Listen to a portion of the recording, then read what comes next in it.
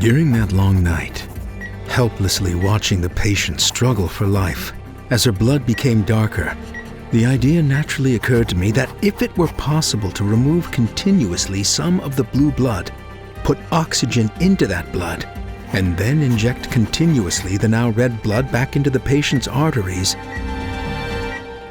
we might have saved her life.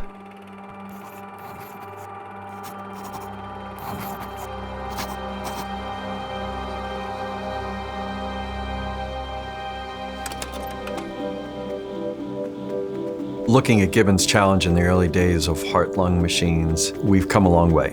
And Dr. Bartlett's work has been instrumental in meeting those challenges and helping to solve those problems.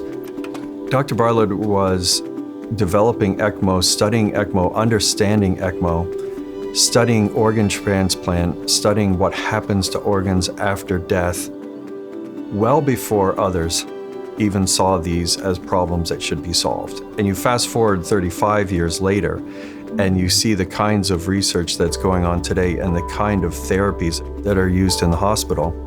And you see that Dr. Bartlett saw that 35 years ago. He's always thinking like three times ahead of you. And I would say 3 times is maybe 20 years ahead of you.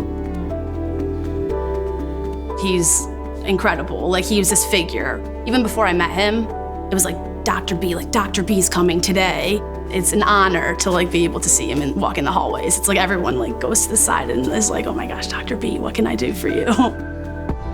Just think about it, you know, the lungs are here, the windpipe's here, and this crazy guy from the machine comes along and goes, yeah, look, forget the lungs, just park them. What we're going to do is pop some big drips in your leg or your neck, and we'll just make a plastic lung. The leaders in medicine take an idea and they check it and they check it again and they check it again, and then they head down, bum up, and then they go for it. And that's the only way you make innovation happen. Dr. Bartlett is always thinking out of the box. It was no box. It was all over the place.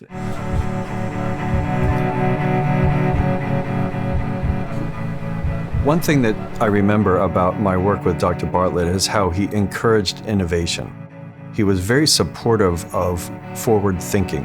He was very supportive of ideas. If you brought an idea to him or a thought, he didn't turn it away. As wild as it was, he was encouraging you to try something. Dr. Bartlett is always willing to listen. He will never say that's a terrible idea. And I think what was most fascinating for me was Bob's totally openness. And I remember we presented things to Dr. Bartlett idea, and he said, oh, this is great. But when Dr. Bartlett says great, it's like he maybe wasn't sure it was going to work. But he always was going to be enthusiastic and positive to give you, yeah, that's great.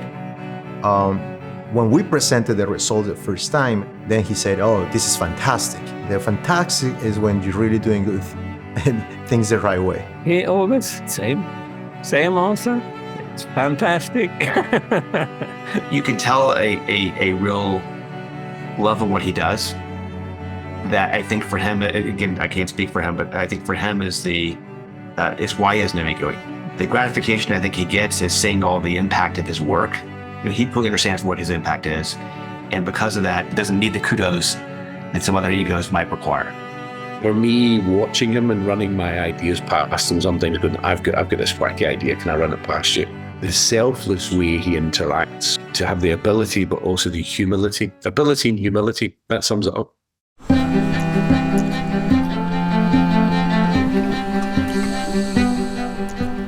I think the word that comes up a lot is like mentor and educator.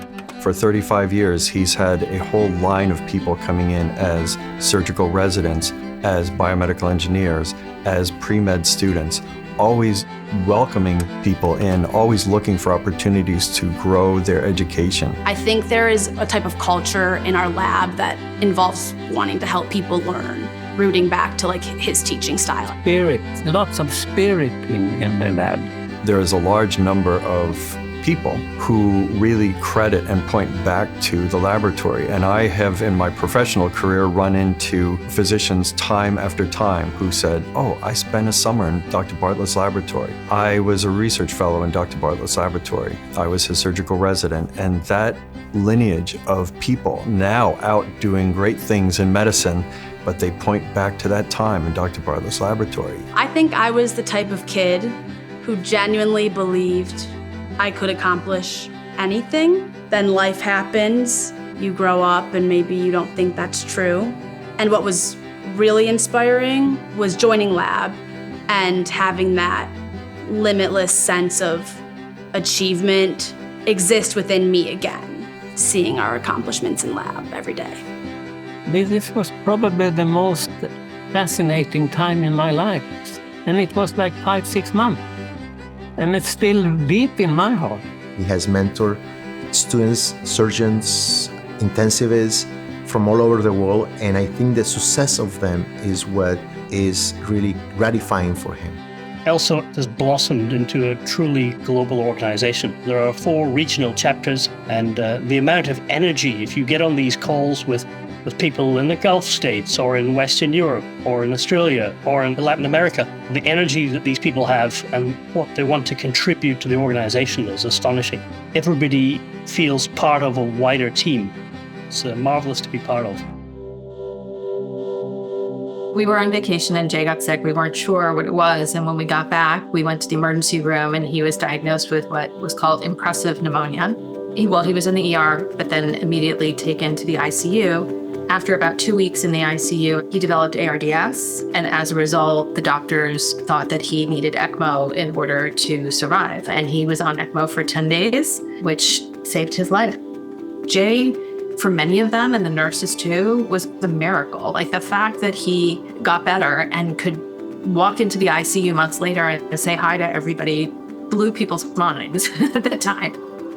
Without Dr. Bartlett, there is no ECMO. And without him, there is no Jay. And I think that the thing that really struck me in the hospital that I tried to answer is how do you tell somebody thank you for saving your life? In the case of ECMO, because it was so early, because there was a lot of varied opinions about its success, and therefore not as much access at the time, for Elizabeth and myself, we wanted to basically provide that opportunity for other people.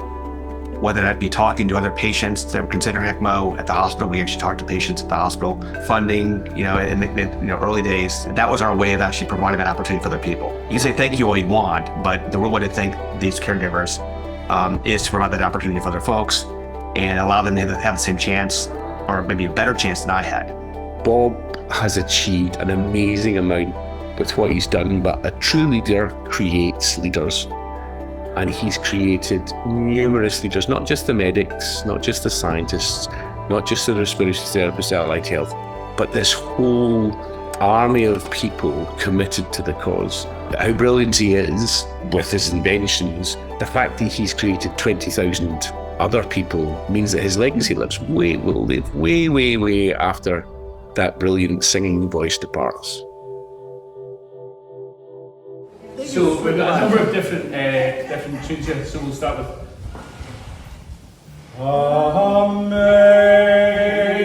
Amazing Grace, how sweet. What are we most proud of? It's really about those students and residents and scientists who've resulted from working in our lab.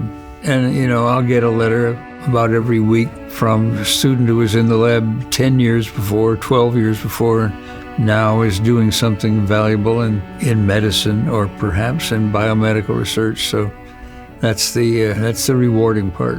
Teaching and mentoring is really what it's all about. There are more than 3,500 patients in the registry who have been treated for pulmonary emboli, and the majority have survived to hospital discharge.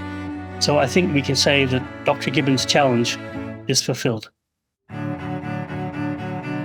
Dr. Gross was the chief of surgery at Boston Children's and the father of all of pediatric surgery, a remarkable man, arguably the most important surgeon of the last century. His role in ECMO was simply to be encouraging to me. So I said, Dr. Gross, we ought to build a membrane oxygenator and see if it would allow us to use the heart-lung machine for longer time period. He said, yeah, that's a good idea. Why don't you do it? And I always say I've been working on it ever since. From my personal point of view, he's responsible for me getting involved in this particular field that became known as ECMO. So whenever we have a gathering, a dinner or a meeting or whatever it is of ECMO people, we always begin it with a toast. Here's to the memory of Robert E. Gross, without whom none of us would be here.